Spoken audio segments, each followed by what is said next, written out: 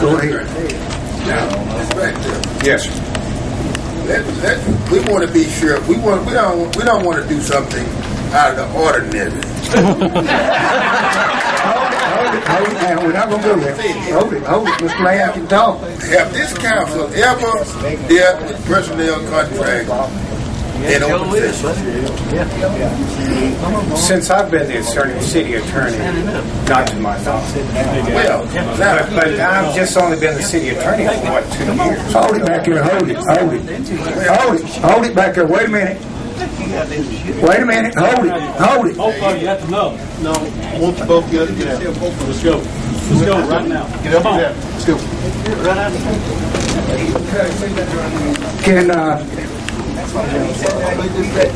Do we have a motion to adjourn? We have a motion to adjourn? Okay, nobody wants to adjourn? Mike. One question.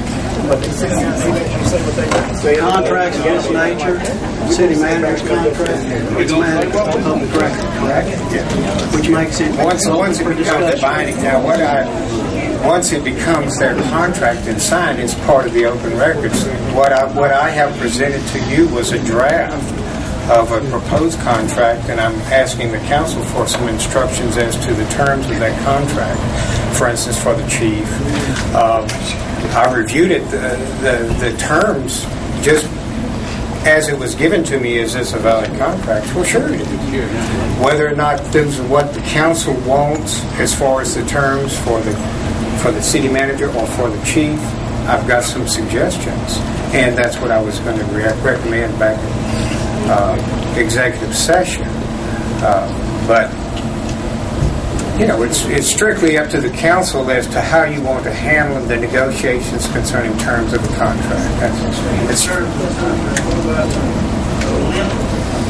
The length, that's, again, a term of the contract. Is it going to be for 1 year? Is it going to be for 6 months? If they're going to be severance pay? How much severance pay may be added? What is considered just cause for termination of a contract? These were things that I was going to address with the council in executive session so we could come to some understanding as if there is a need for a contract for the chief, what are the terms and conditions of that?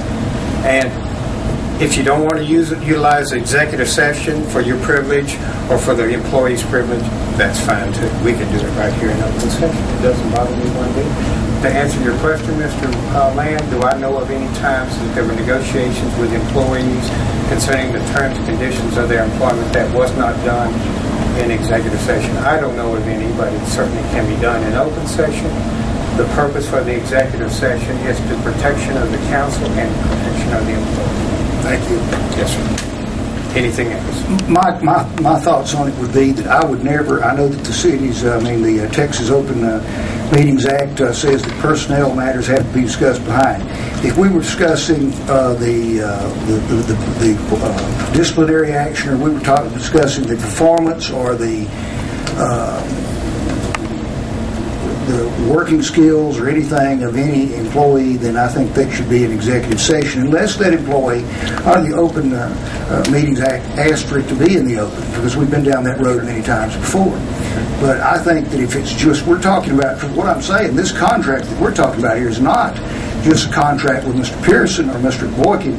It is a contract for future city managers and police chiefs. So that's where I think that it should be discussed in the open. I don't think that Mr. Pearson or Mr. Boykin should be brought into it. It should be strictly discussed as a contract for the city manager and a contract for the police chief. Me personally, I'm not for contracts for anybody. We done paid all this thousands of dollars for these contracts. Why are we want to keep signing? Yeah, I think $56,000 to Alton Grindstown, to be exact. The motion, we've tabled this motion. Do you have that recorded? Did we not have a motion to table? Yes. We voted on it. So is there any more business? Motion to adjourn by Mr. Sayers. Second.